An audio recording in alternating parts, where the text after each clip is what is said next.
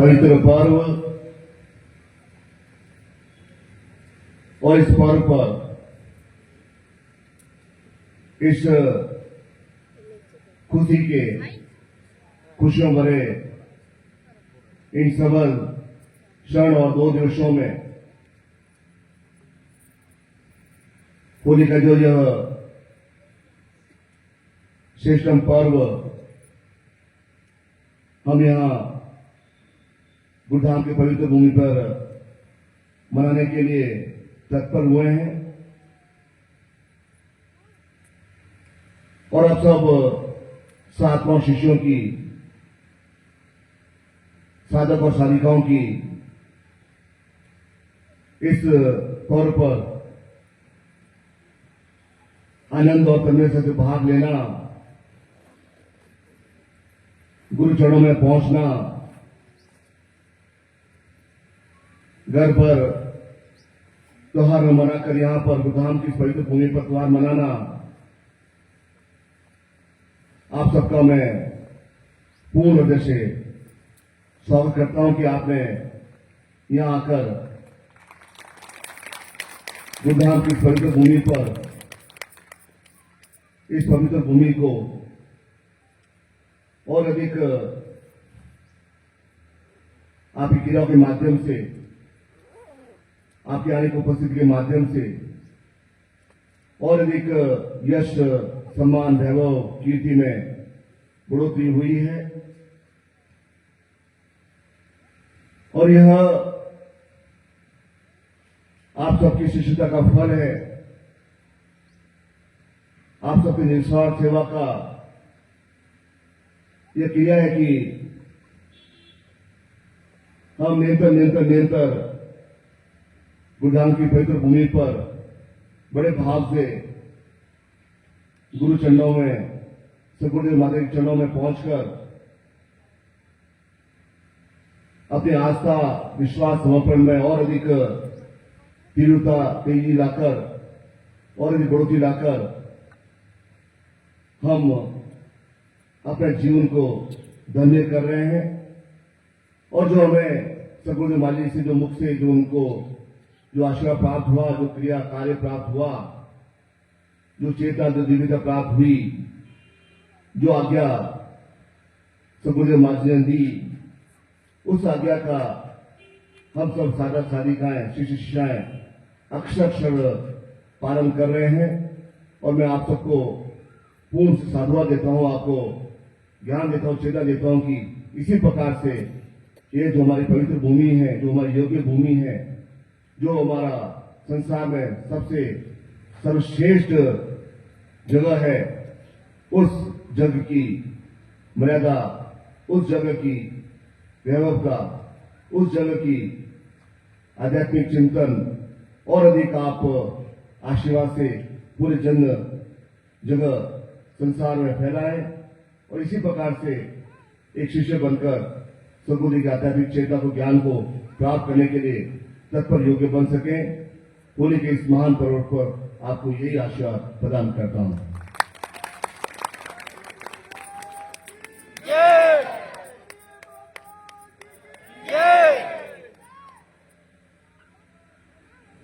और सेवा और समर्पण के माध्यम से शिष्य क्या क्या प्राप्त कर सकता है और शिष्य का स्वरूप न तो उसकी जाति होती है, न उसका रंग होता है, न उसका भेद होता है।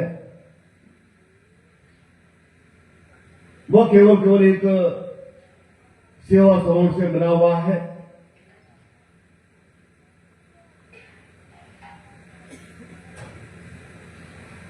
और जिस प्रकार से विज्ञान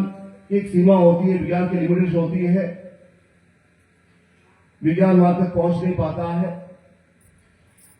कि किस प्रकार से एक गाय उस चारे खाती और वह चारा उस दूध में परिवर्तित हो जाता है, किस प्रकार से एक मां भोजन करती है और वह उस दूध में परिवर्तित हो जाता है। अर्थात विज्ञान की अपनी अपनी एक सीमाएं होती है लेकिन हमारे ज्ञान की कोई सीमा नहीं है। अनंत अनंत अनंत ज्ञान है, चेतना है, दिव्यता है, पूर्णता है, अनंत अनंत कोटि की विशिष्ट साधना है, विशिष्ट क्रियाएं हैं, जिसे शिष्य बनकर ही उस ज्ञान चेतना को, क्रिया को प्राप्त किया जा सकता है। उसकी कोई लिमिटेशन नहीं, उसकी कोई सीमा नहीं है। और हम अपने इस युग काल में हमारा जन्म हुआ है और हम सगुदेव से और मालिक के ज्ञान से जुड़े हैं, उनकी चेतना हमारे अंदर ज्ञात हुई है, उनकी क्रिया हमें प्राप्त हुई है। तो हम उस हिमालय को से उसको देख सके, उस पर्वत आयाम को देख सके, उस जीवनता को देख सके, उस चेतना को देख सके, ज्ञान को देख सकते हैं कि वास्तव में हमारी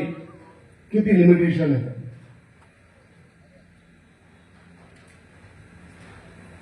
और उस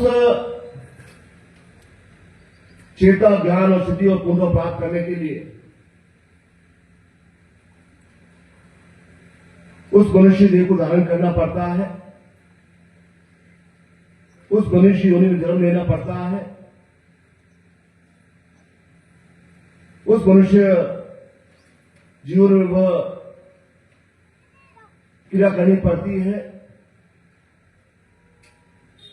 क्योंकि जब सातवां शिष्यों ने सकुदेव से पूछा कि आपने संन्यास भी लिया है और गृह जीवन का भी पालन किया है, तो आपको कहां ज्यादा आनंद आया है और कहां आपको, उन्होंने कहा कि संन्यास जीवन में एक ही अलग परिस्थिति, एक अलग ही क्रिया थी, एक अलग ही तरंग थी, और गृह जीवन में आकर मैं यही एक बच्चों खाना खिला रहा हूं, पति विवाह कर रहा हूं, अर्थात क्रिया कर रहा हूं, बच्चों पति कर रहा हूं, केवल एक जीव के निर्वाह की जो क्रिया है वह इस गृह जीवन में कर रहा हूं।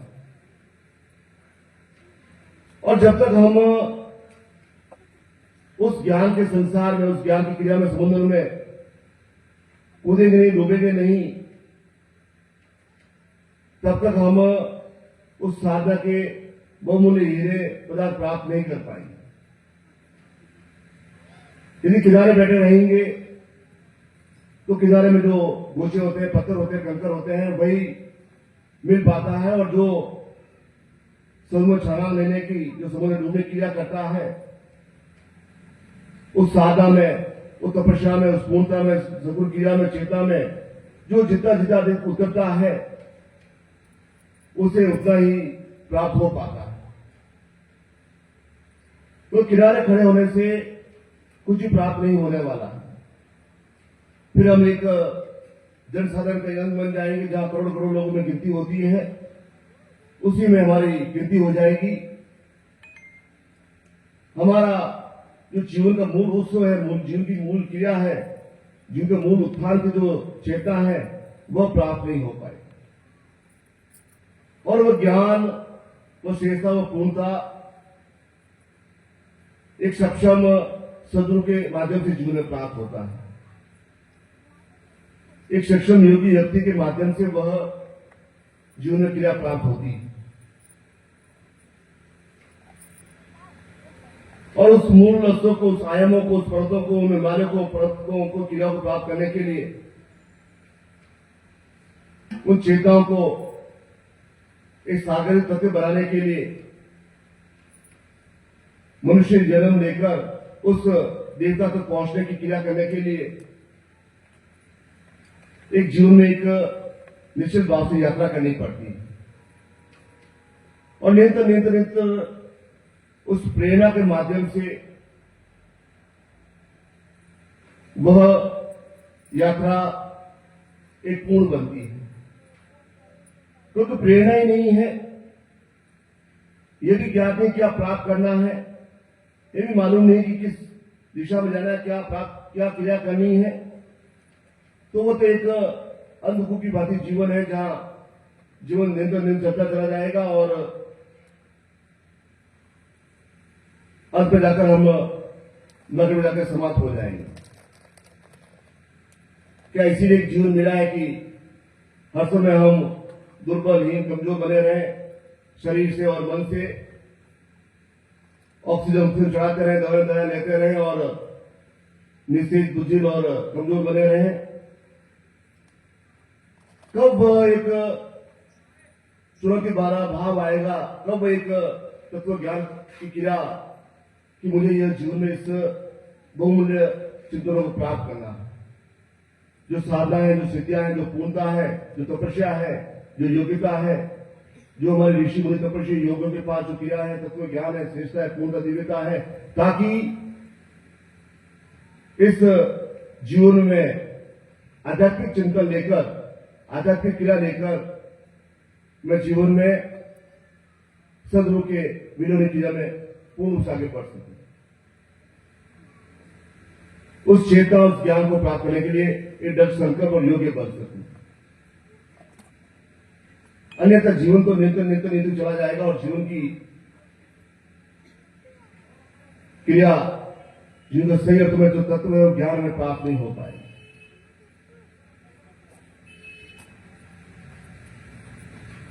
इसलिए इस क्रिया के लिए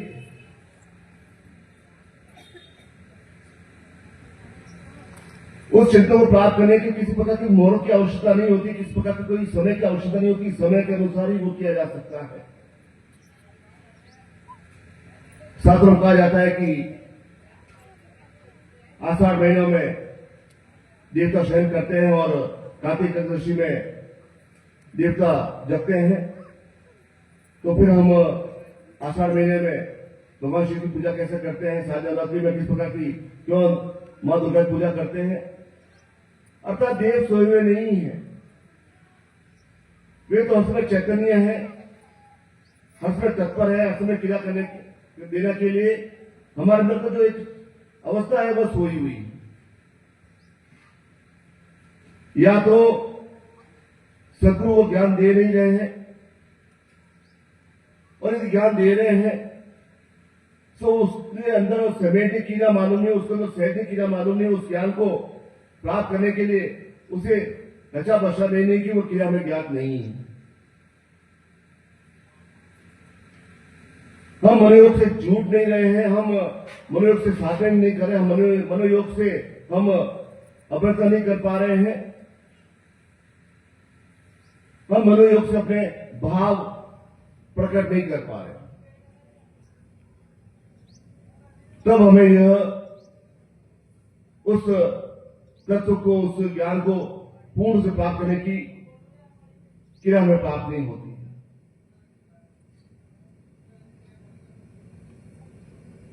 क्योंकि राम और कृष्ण, महावीर और बुद्ध और ऋषि मुनि तपस्वी योगी महर्षि जितने संसार में नाम हुआ है, वह एक सामान्य व्यक्तित्व ही थे। एक भगवान दर्शन से पढ़ने में है, एक सामान्य व्यक्तित्व के ही वे क्रियात्मक पक्ष में थे। और लेकिन वे आगे चलकर जीवन के मध्य काल में जब उन्हें चेतना प्राप्त हुई, जब ज्ञान प्राप्त हुई, दिव्यता प्राप्त हुई, पूर्णता प्राप्त हुई, तो वे चैतन्य कहलाए, महापुरुष कहलाए, देवता कहलाए। अन्यथा एक सामान्य व्यक्तित्व के वे बच्चे बैठा तो क्या बात है, सामान्य व्यक्तित्व के वे अर्थात उनका जन्म इस धरा पर हुआ, तब वे एक ये नहीं कि मैं ईश्वर हूं, मैं भगवान हूं, मैं इतना अधिक हूं, मैं तो मुझे पूजो, मेरा ध्यान करो, मेरे मंदिर बनाओ। उस चैतन्य अवस्था तक पहुंचने के लिए, उस ज्ञान को प्राप्त करने के लिए उन्होंने कौन सी विद्याएं, कौन सी अवस्था पार की, कौन सी चिंतन प्राप्त किया, वह महत्वपूर्ण होता है। इसलिए जब आप उस जगह पहुंच पाएंगे अपनी अवस्थाओं के माध्यम से, अपने आयों के माध्यम से, अपनी क्रियाओं के माध्यम से, अपने शेषों के माध्यम से, तो आपकी भी जय जाता उसकी स्थिति होगी, क्योंकि आप उस अवस्था तक पहुंच चुके हैं जहां एक चैतन्य अवस्था है, जहां पूर्ण रूप से एक सिस्टम भाव उत्पन्न करने की क्रिया है, जिसके माध्यम से वह सब कुछ प्राप्त किया जा सकता है। और यह क्षण होते हैं, कुछ क्षण होते हैं जो बहुमूल्य क्षण होते हैं। उन क्षणों की तुलना किसी अन्य क्षणों से नहीं की जा सकती। एक एक प्रत्येक क्षण का महत्व होता है हमारे जीवन में। इस समय कोई साधना हो रही है, इस समय कोई साधना स्थिति प्रदान हो रही है, उस समय वो एक क्रिया हो रही है इस पवित्र भूमि पर, और आप बलियों से जुट नहीं रहे, आप बलियों से वो क्रिया नहीं कर रहे हैं, तो वो क्षण चला जाएगा। फिर वो वापस क्षण कब आएगा यह न आपको ज्ञात है, न अन्य को ज्ञात है। उस क्षण को चूकना अर्थात जीवन की एक श्रेष्ठ मूलभूति को चूकना है। इससे जितने क्षणों तक हम यहां पर हैं, जितने क्षणों तक हमारी उपस्थिति यहां पर है, तो पूरी तन्मयता, भाव, चैतन्य, क्रिया, तत्पर प्राप्त करने की क्रिया, पूर्ण रूप से एक सहज भाव लेने की क्रिया, वह इस समय हमारे मन में उत्पन्न होनी चाहिए, ताकि मन हमारा एकाग्र हो सके। क्योंकि शरीर तो अभी सरेगा नहीं, शरीर में व्याधि है, कमजोरी है, पीड़ा है, बीमारी है, तो शरीर को तो आप साथ नहीं सकते हैं, लेकिन मन को साथ सकते हैं। मन आपके एकाग्र अवस्था में हो सकता है, मन पर आप नियंत्रण कर सकते हैं। और जब आप इन क्षणों को में जब मन पर नियंत्रण कर लेंगे, मन के माध्यम से उस चिंतन को प्राप्त कर लेंगे, तो वह आपके लिए बहुमूल्य दोहर बन जाएंगे। एक प्रकार से एक श्रेष्ठ क्रिया आपके जीवन में आपको एक श्रेष्ठ उपलब्धि प्राप्त हो पाएगी।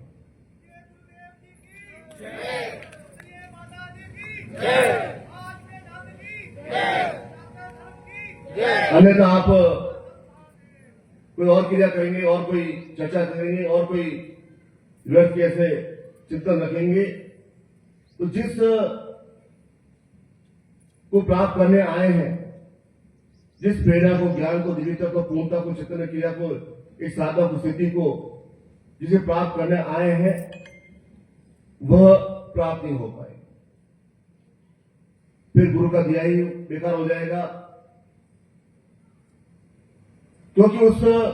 चित्त को समाप्त करने की आपके अंदर योग्यता उत्पन्न नहीं हुई, वह तत्व बोध ही प्राप्त नहीं हुआ है कि वह उस सिस्टम, इन अवसरों पर, इन क्षणों पर उस तत्व ज्ञान को प्राप्त करने के लिए दृढ़ संकल्प बन सकूं। इससे जब आप यहां आए हैं, यह आपका बहुत बड़ा एक योग है। इस योग पर आप यहां उपस्थित हुए हैं, तो पूर्ण रूप से इन 2 दिवसों में जो कुछ भी प्राप्त करना है, जो कुछ भी चिंतन प्राप्त करना है, जो भी क्रिया प्राप्त करनी है, जो भी ज्ञान प्राप्त करना है, वह इन 2 दिवसों में प्राप्त करें, क्योंकि यह क्षण वापस नहीं आ पाएंगे। इस काल की जो गणना है, इस काल का जो एक क्रिया है, इस तत्व है, वह फिर कैसा एक गणना होगी, कैसा काल होगा, कैसा योग होगा, कैसा समय होगा, वह इस समय गर्भ में है। इसलिए इन 2 दिवसों पर जब एक तांत्रिक दिवस होते हैं, जब एक साधक को, शिष्य को एक पूर्ण रूप से एक प्रमुख परावर्तन के अवस्था क्रिया के क्षण होते हैं, चेतना को, ध्यान को सिद्धि के क्षण, ये 2 दिवस होते हैं। तो इस समय कोई भी सक्षम सदगुरु सोते नहीं, हर समय जागृत रहते हैं, हर समय वे चिंता में रहते हैं कि मुझे इन शिशु क्या क्या देना है, किस प्रकार कौन सा रिस्पॉन्स समय पर देना, क्या देना, क्या निरंतर उनके मन में एक चिंतन चलता रहता है कि उन 7 वर्ष शिष्यों को जो एक पूरे भाव पूर्ण से आए हैं, जो हृदय में सदगुरु माता जी को और सदगुरु की ज्ञान को स्थापित करने के माध्यम से जो एक चिंतन में प्राप्त हुआ है, ये दूर दूर से आए हैं, तो कुछ न एक सिस्टम क्रिया लेकर वे अपने व्यवहार में लौट सके, ताकि उस भावना को, श्रेष्ठता का, पूर्णता का जब वे अपने इसलिए यह क्रिया यह नहीं है कि हम सब कुछ छोड़ दें। कूदने का तात्पर्य है कि सब कुछ छोड़ दें। गर्भ सिंह का भी पालन करना है, घर बार भी देखना, संसार भी देखना है, लेकिन साथ साथ भी एक आध्यात्मिक चिंतन भी प्राप्त करना है, आध्यात्मिक क्रिया भी प्राप्त करनी है, आध्यात्मिक चिंतन प्राप्त करना, ज्ञान भी प्राप्त करना, जिज्ञासा भी प्राप्त करनी, शिक्षा प्राप्त करनी है। उन रेशियों को, उन आयामों को, उन अवसरों को पार करना है, पूर्ण करना है, जिसके माध्यम से एक आध्यात्मिक प्रज्ञा पुरुष बन सके। इसे गर्भार छोड़ने की कोई सलाह नहीं है, ग्रसित छोड़ने की कोई सलाह नहीं है। हम उस मझधार में, उस धार में जो बीज की जो क्रिया है, उस पर हम पूर्ण रूप से चलते चले जाए, वह आत्मिक चिंतन होता है, वह क्रिया होती है। क्योंकि स्वार्थी और परमात्मी दोनों अलग अलग क्रियाएं हैं। परमात्मा बड़ा अर्थ है कि सब कुछ छोड़ने की क्रिया, अर्थात वह, और परमात्मा के चेहरे पर कभी भी कोई खुशी, कभी दुख, कभी वेदना पीड़ा आएगी नहीं, क्योंकि वह एक जिस प्रकार साधु होता है वो गंभीर बना रहता है, वास्तव में जो साधु होता है वो गंभीर बना रहता है। उसके कितना भी बड़े खुशी का मौका है, कितना भी वेदना पीड़ा है, तो वह एक गंभीर बना रहेगा, उसके अंदर कोई हिलोरा आएगी नहीं, एक प्रश्न का भाव नहीं आएगा। और एक स्वार्थी व्यक्ति होता है जो हर समय सोचता है किस प्रकार से लूट खसुट करूं, किस प्रकार से यह करो, मकारी करूं, किस प्रकार विषय वास्तव में पढ़ा रहा हूं, वह एक स्वार्थी व्यक्ति है।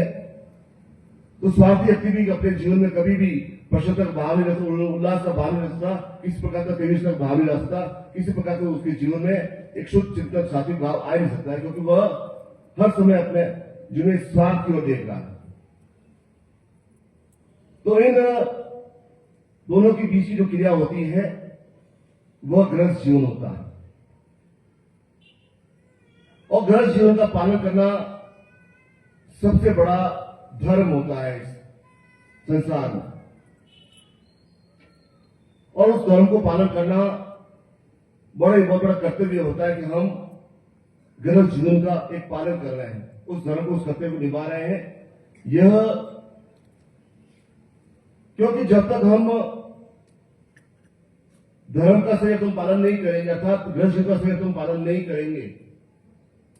गृहस्थ जीवन की क्रियाओं को प्राप्त नहीं करेंगे, तब तक उस आध्यात्मिक चिंतन में हमारा मन नहीं लग सकेगा। उस आध्यात्मिक चिंतन प्राप्त करने के लिए हमारे मन में चिंतन प्राप्त नहीं होगा। और इस दोनों छोर के बीच मनुष्य है, साधक है, तपस्वी है, और उस क्रिया को कि हम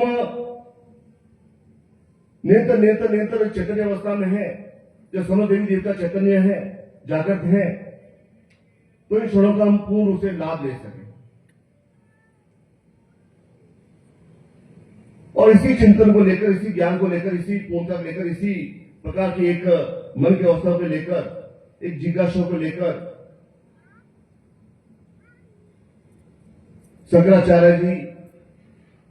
अपने सदगुरु रामानुजाचार्य के पहुंचते हैं, गोविंद पद के पास पहुंचते हैं, जिन्हें पाद के नाम से विख्यात थे।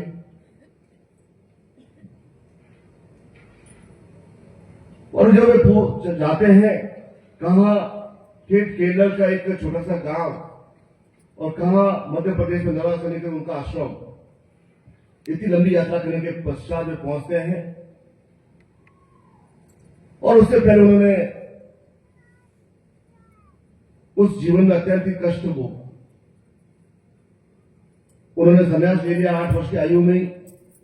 और उसके पश्चात कुछ वर्षों पश्चात उनकी माता का देहांत हो गया। जब माता देहांत हुआ तो समाज ने कहा कि तुम समाज के परिचित हो, बहिष्कृत हो, तुमने संन्यास ले लिया है, हम तुम्हारे माता के दाह संस्कार में सम्मिलित हो सके, क्योंकि तुम समाज से बाहर हो। हम तो कितनी विधा पीड़ा हुई थी, मां की लाश उठकर उन्होंने मुखाग्नि और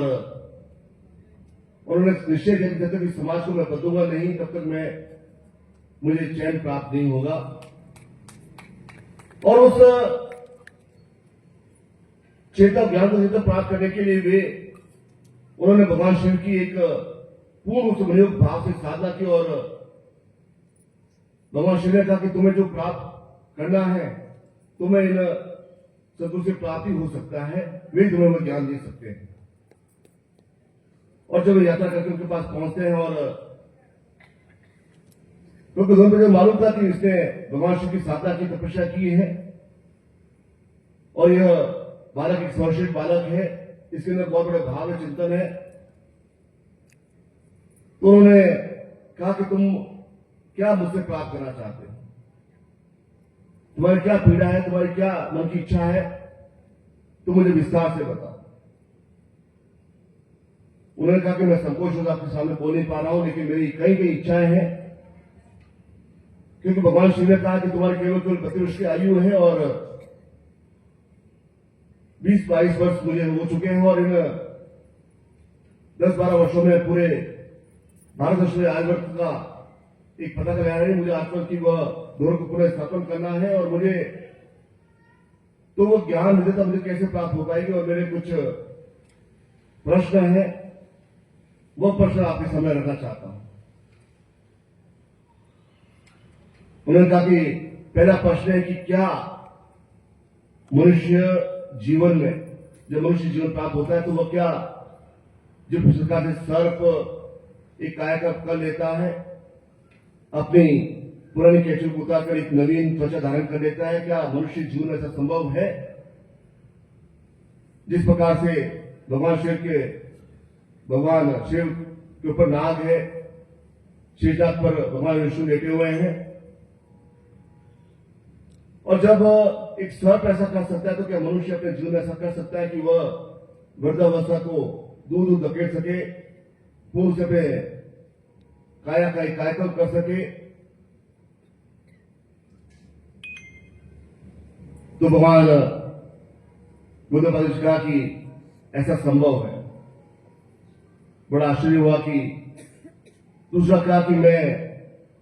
क्या सारे वेद पुराण उपनिषद काम का तो मैं इन पढ़ता रहूंगा, इतनी आयु नहीं है और इतनी आयु भी होती तो मैं इन सबको पूर्ण नहीं पढ़ पाता। क्या ऐसी कोई विधि है, ऐसा कोई ज्ञान है, ऐसा कोई चेता है, कोई सिद्धि है कि वह सब कुछ मुझे कंठस्थ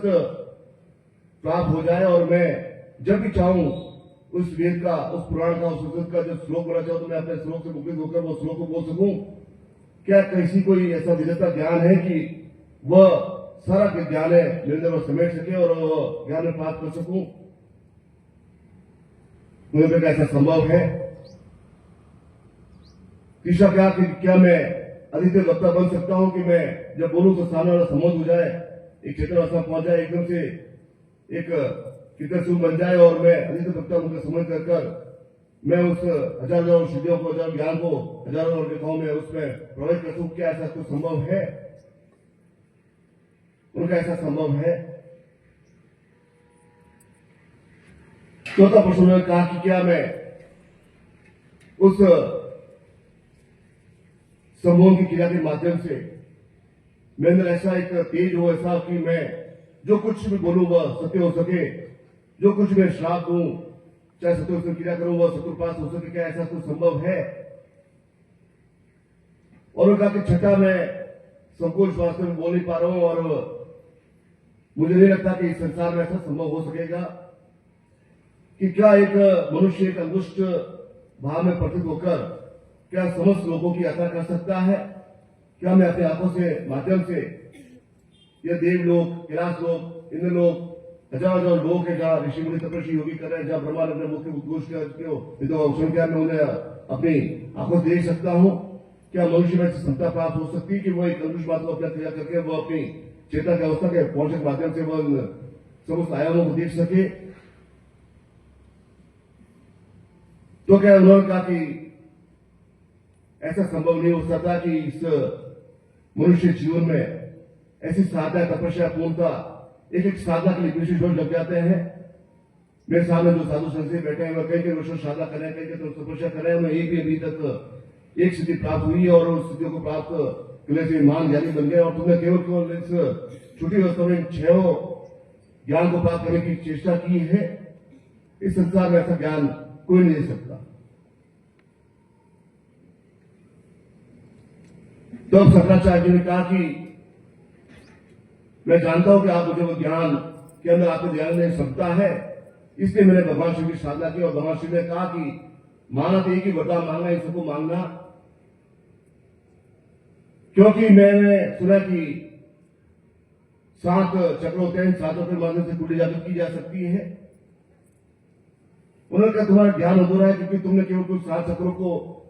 ज्ञात करने की तुमने क्रिया की है। मनुष्य के जीवन में 108 चक्र होते हैं। उन 108 चक्रों को जागृत करना इस संसार में किसी के बस की बात नहीं है। कोई भी ऐसा तपस्वी योगी महर्षि सबको ऐसा ज्ञान दे नहीं सकता कि उन सारे 108 चक्र को उस साधु में जागृत किया जा सके, क्योंकि यह अनमोल है। और इस प्रकार से ऐसे कोई भी सहजता से कोई भी सदगुरु ऐसा दे नहीं सकेगा, ऐसा संभव ही नहीं। बोले पूज्य गुरुदेव की, परम पूज्य गुरुदेव की, परम वंदनीय माता जी की, परम वंदनीय माता जी की। ओम हर हर महादेव। अर्थात भगवान शंकराचार्य ने क्या अपने सदगुरु से वह मांग लिया, जिस प्रकार से एक कार्यक्रम करने की क्रिया, पूर्ण आयु को प्राप्त करने की क्रिया, समझ करने की क्रिया, समूह करने की क्रिया, समस्त वेद उपनिषदों को पठन करने की क्रिया, क्योंकि एक मनुष्य जीवन में एक जीवन में ऐसा संभव हो सकता है कि योनि कहीं 1000 योनि लेनी पड़ती तब यह ज्ञान प्राप्त हो सकता है, लेकिन उन्होंने एक ही जीवन में सब कुछ अपने सदगुरु से मांगा। और सदगुरु को मालूम था कि उन्होंने भगवान शिव की साधना की और यह तपस्वी बालक है, यह योगी बालक है। उन्होंने कहा कि मैं तुम्हें ज्ञान अवश्य दूंगा, लेकिन उस सीधा से होने के अवसर पर जब मैं तुम्हें ज्ञान दूंगा, सीधा दूंगा, क्योंकि यह भूतल भविष्य होगा। अर्थात किसी ने ऐसा ज्ञान प्राप्त किया ही नहीं। कोई भी आने वाला सदगुरु ऐसा ज्ञान शिष्य नहीं दे सकता, क्योंकि उस शिष्य में इतनी तीव्रता होगी नहीं, उसकी योग्यता होगी नहीं, उतनी किनकी क्रिया होगी नहीं, उनका एक भाव उत्पन्न होगा नहीं, वह सदगुरु से सबको दे सके। क्योंकि आने वाला समय, आने वाला काल, आने वाला ऐसा कुछ ऐसा होगा कि वह मनुष्य एक प्रकार से एक अपने गौ में, अभिमान में, अपने अलग कर्म क्रियाओं के अलग दानों में से वह निरंतर अपने जीवन की उन्नति करता रहेगा। और वैसा चिंतन, ऐसा सुख सात्विक उसका क्रिया होगी नहीं कि वह ज्ञान को ग्रहण करने के लिए वह योग्य बन सके। और भगवान शंकर जी ने अपने शंकर भाष्य लिखा। उस शंकर भाष्य में उन्होंने इस धरती पर एक आदर्श की स्थापना की और चारों दिशाओं में इस आदर्श की स्थापना के माध्यम से संदर्भ की स्थापना की। अर्थात कितना एक अद्भुत ज्ञान उन्होंने अपने सदगुरु से प्राप्त किया, कितनी चेतना उन्होंने प्राप्त की कि इस अल्प आयु में ही, केवल 32 वर्ष की आयु में ही पूरे संसार को दिखा दिया कि सनातन धर्म क्या है, आयुष की धरती क्या है। जो उनके हजार वर्षों का काल जो क्रिया थी वह उन्होंने स्थापित किया केवल 32 वर्ष की आयु में। इसलिए आयु, हम लंबी आयु पाना, बड़ी आयु पाना, जुगाई बनना, उनको ज्ञात था कि मैं जुगाई बन सकता हूं, मैं जब मैं पूर्ण आयु प्राप्त किया अपने सदगुरु से कर सकता हूं। लेकिन उन्होंने वो एक काल चक्र उन्होंने पूरा किया कि इस समय मेरी आयु 32 वर्ष है और उसके पश्चात किसी अन्य लोग को जाकर, किसी अन्य केवल जाकर मैं ज्ञान दूंगा, चेतना दूंगा। मेरी इस धरती पर इतनी निश्चित क्रिया है और उस क्रिया को मैं उसे पूर्ण करके रहूंगा। इसलिए यह नहीं कि 80 वर्ष की आयु में ज्ञान प्राप्त करें, 70 वर्ष की आयु में ज्ञान करें, 60 वर्ष की आयु प्राप्त ज्ञान प्राप्त करें। जिस समय हमारे अंदर वह भाव हो जाएगा, चेतना तो हो जाएगी, ज्ञान प्राप्त हो जाएगा, क्रिया प्राप्त हो जाएगी, जिस समय हम एक सक्षम योगी शिष्य बन जाएंगे, तब सदगुरु हमें पूर्ण से वह ज्ञान हमें अंदर आप्राप्त कर देंगे। जो कि हमारे अंदर उस चेतना को जागृत करने की, उस क्रिया पर जागृत करने की, उस शिष्य का एक उच्चतम भाव पाश्चात तक पहुंचने की। जब तक पराकाष्ठ नहीं पहुंचेगी शिष्यता की, तब तक वह हमें प्राप्त नहीं हो पाता। क्योंकि संसार में शेर बनने के लिए प्रयास करना पड़ता है, औकार बननी पड़ती, दहाड़ भरना करना पड़ता है और छलांग लगानी पड़ती है, क्योंकि छलांग लगाकर वह हाथी का सिर फाड़ सकता है। शियार नहीं कर सकते ऐसा। शियार केवल अपने दुबक के रहते हैं, झुंड में रहते हैं और वे शियार डरपोक होते हैं, एक छोटी दहाड़ सुनकर वह भाग जाते हैं। शेर अपने जंगल में एक प्रकार से शेर के अंदर उतना बल होता है कि उसको दाढ़ से ही वह सारा जंगल हिल जाता है। इसी प्रकार से संसार में युगी यक्तों की कमी नहीं, इस संसार में साधकों की कोई श्रेष्ठ साधकों की कमी नहीं है, चेताओं की कमी नहीं, ज्ञान की कमी नहीं है। उस पराकाष्ठ तक पहुंचने के लिए शिष्य एक प्रकार से निस्वार्थ सेवा करके वो तक पहुंच रहे हैं जहां सदगुरु उसे वह ज्ञान दे दें, क्योंकि सदगुरु का निर्माण ही इसलिए हुआ है कि उस शिष्य को चेता तक अवस्था तक पहुंचाने के लिए। कहा वे निरंतर छोटी मोटी साधना करते रहेंगे, छोटी मोटी अर्चना करते, छोटी मोटी क्रिया करते रहेंगे, क्यों ना एक ही इस उसको अवसर पर सब कुछ दिया जाए जिसके माध्यम से वे अपने जीवन में उस पूर्णता तक पहुंच सके, जल जीवन आध्यात्मिक जीवन में एक अद्भुत संतुलन पैदा कर सके। इसलिए जब समुद्र पूछा गया कि आप अपने शिष्यों को यह साधा स्थिति दे देंगे, उन्होंने कहा कि मैं योग्य है, मैं अवश्य दूंगा। यह ठेका नहीं कि केवल सन्यासियों के लिए, साधकों के लिए ही यह तपस्या, यही दीक्षा है कि वही इसके लिए पात्र है। तो उन्होंने कहा, सन्यासियों का, साधुओं ने कहा कि ये तो मलमूत्र पड़े हुए हैं, अन्न में पड़े हुए हैं। उन्होंने कहा कि मैं मत से प्राण में कोष पर प्रतिष्ठित कर दूंगा, जहां इनके अंदर किसी प्रकार कोई व्याधि नहीं रहे, किसी प्रकार कमजोरी नहीं रहे, किसी प्रकार न्यूनता नहीं रहे, उन प्राण में कोष में स्थापित करने के बाद वे इस लायक बन जाए कि मैं उन्हें ज्ञान दे सकूं। और उन्होंने कहा कि प्रत्येक शिष्य को जो उस पराकाष्ठ तक पहुंचा, शिष्य की अवस्था तक पहुंचा है, मैं उसे ज्ञान अवश्य दूंगा, ताकि वे संसार में भटके नहीं, वे संसार की सांसारिक क्रियाओं में अपना समय व्यर्थ नहीं करें, संसार के प्रलोभनों में वे अपना समय व्यर्थ नहीं करें। इसलिए जब शिष्य की परीक्षा तक पहुंचता है, तब जो गुरु से जो उसे प्राप्त होता है वो उसे बिल्कुल सत्य लगता है। वो जानता है कि जो सतगुरु से मुक्त हो रहा है वह बिल्कुल सत्य है। चाहे अन्य लोग चाहे इसे चमत्कार कहें या कुछ अन्य कहें, जो इसे अंदर कहें, उसके पाप दोष न्यूनता है जिसकी वजह से उसे ऐसा सामने दिख पा रहा है कि वह स्वीकार नहीं कर पा रहा है। चाहे वह पाप दोष किसी रूप में हो, चाहे वह समुद्री रूप में हो, चाहे परिवार के रूप में हो, चाहे वह अन्य समाज रूप में हो। जब पाप दोष आते हैं, जब उसकी आंखों में पता चल जाता है, तो वह इन सबको एक चमत्कार समझ लग जाता है, सबको वह गले में रहता है। यह उस शिष्य के ऊपर देखने की क्रिया है कि वह जानता है कि जो गुरु से जो प्राप्त हो रहा है वह बिल्कुल सत्य है, सत्य है, सत्य है, सत्य रहेगा। तब वह जान लेता है, तभी वह इस कृपा को प्राप्त करने का अधिकारी बनता है। अन्यथा जो इस संसारी विषयों में पड़ा रहता है, संसार ग्रह में पड़ा रहता है, अगर जुल में रहता है, कभी हाँ कभी ना, कभी वो ऐसा करता रहता है, वह एकचित होकर एक क्रिया नहीं करता है, तो वह उसकी जोड़ी हमें समस्या पड़ी रहेगी, वह कुछ भी ग्रहण नहीं कर पाएगा।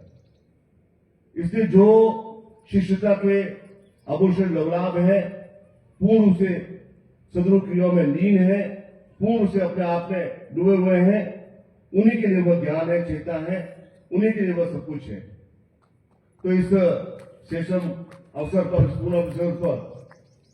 क्योंकि मनुष्य केवल ही ज्ञात है कि वह 7 चक्र स्थापित कर दीजिए, इस पर कर दीजिए, और हजारों लाखों लोगों ने ऐसे पूरी क्रिया कर दी, वह एक प्रकार से गलत सोचे, इस प्रकार से कल्याण नहीं हो सकता। पूरे 108 चक्रों को जब सदगुरु जागृत करे, तब उसके अंदर वह परमहंस की अवस्था आती है, तब वह शिष्यता की और अधिक क्रिया में चितावस्था पहुंचता है, तब उसे वह सब कुछ प्राप्त होता है जो संसार के लिए उसे उपयोगी है, कि वह शाब्दिक व्यवस्था आ सके, वह अपना खतर स्वयं भरा कर सके, वह अधिक वक्ता सुमित कर सके, वह भाग से निश्चित हो सके, कर्मा सिद्ध हो सके, उसी जो आलस्य, प्रमाद, क्रोध सब कुछ समाप्त हो सके, और वह अपने आप में एक शिष्यतम, एक साधु बनकर श्रेष्ठतम क्रिया लेकर वह एक जीवन आगे बढ़ सके। ऐसे ही आप सबको पूर्ण सदस्य आश्रय प्रदान करता हूं और आपकी जीवन की मनोकामना करता हूं। बोलिए पूज्य गुरुदेव की, परम पूज्य गुरुदेव की, परम वंदनीय माता जी की, परम वंदनीय माता जी की। ओम हर हर महादेव। खड़े हो जाए आप सब, कार्यकर्ता आ जाएंगे मंच के पास। बोलिए पूज्य गुरुदेव की, परम पूज्य गुरुदेव की, परम वंदनीय माता जी की, परम वंदनीय माता जी की।